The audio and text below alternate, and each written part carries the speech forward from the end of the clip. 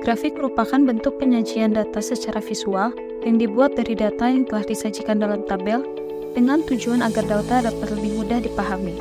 Keunggulan penyajian grafik lebih efektif menggambarkan suatu perkembangan data dari waktu ke waktu, efektif dalam menggambarkan perbandingan antar kategori, lebih menarik daripada tabel karena disajikan secara visual, lebih mudah dipahami daripada tabel, mengurangi kejenuhan melihat angka-angka, lebih mudah dalam memberikan gambaran secara umum atau menyeluruh.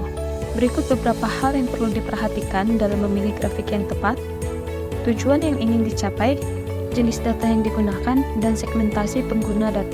Berikut merupakan beberapa jenis grafik yang digunakan. Yang pertama, diagram garis. Diagram yang digunakan untuk menggambarkan pola perkembangan secara kontinu dengan melihat arah garis yang menghubungkan titik-titik pada grafik tersebut. Pola yang disajikan dapat menurun, naik, atau mendatar. Diagram garis dapat disajikan melalui beberapa bentuk. Contohnya, untuk menyajikan persentase siswa yang mengakses internet, dapat digunakan diagram garis tunggal.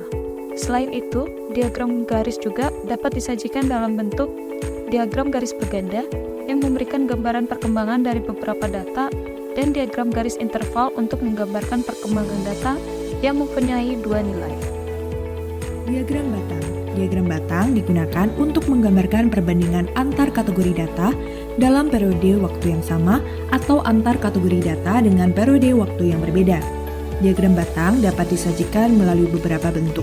Contohnya, untuk menyajikan data angka partisipasi sekolah menurut kelompok umur digunakan diagram batang tunggal. Untuk menyajikan persentase penduduk menurut jenis kelamin dan tingkat pendidikan tertinggi yang ditamatkan dapat digunakan diagram batang berganda. Selain itu, diagram batang juga dapat disajikan dalam bentuk diagram batang komponen berganda. Diagram gambar atau piktogram. Diagram gambar sering dipakai untuk mendapatkan gambaran secara kasar dari suatu persoalan dan sebagai penyajian visual yang baik bagi orang awam. Berikut merupakan salah satu contoh penyajian data dalam bentuk diagram gambar untuk data jumlah murid menurut jenjang pendidikan di DKI Jakarta tahun 2017-2018.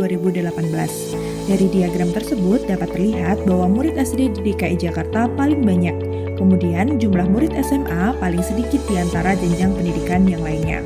Diagram lingkaran. Diagram lingkaran adalah menyajikan data dalam bentuk lingkaran yang dibagi menjadi irisan-irisan untuk menggambarkan persentase atau proporsi suatu kategori. Ini merupakan salah satu contoh penggunaan diagram lingkaran, yaitu dalam penyajian komposisi penduduk menurut generasi hasil sensus penduduk 2020. Dalam diagram lingkaran terdapat beberapa komponen, yaitu kategori. Setiap potongan lingkaran dalam diagram lingkaran mewakili kategori atau komponen yang berbeda dari total. Setiap kategori ini diberi label untuk mengidentifikasinya. Proporsi. Ukuran masing-masing potongan lingkaran atau sudutnya mencerminkan proporsi yang diwakili oleh kategori tersebut dalam keseluruhan. Proporsi ini diukur dalam persentase atau derajat dan semuanya harus memiliki total hingga 100% atau 360 derajat. Label. Setiap potongan lingkaran biasanya dilengkapi dengan label atau teks yang menjelaskan kategori atau komponen tersebut.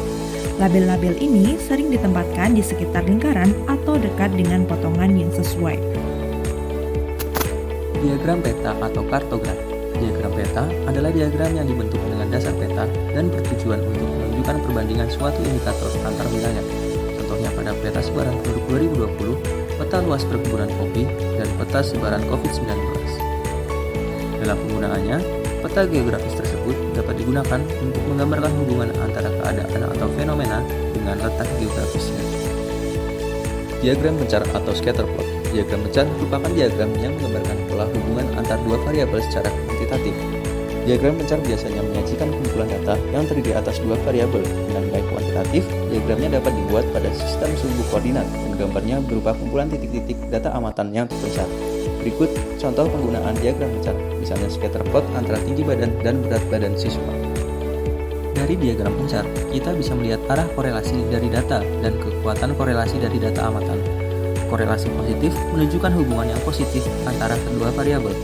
Peningkatan yang terjadi pada variabel 1 juga diikuti peningkatan pada variabel kedua, dan apabila variabel 1 mengalami penurunan, maka variabel kedua juga mengalami penurunan. Sementara itu, korelasi negatif menunjukkan hubungan yang negatif antara kedua variabel.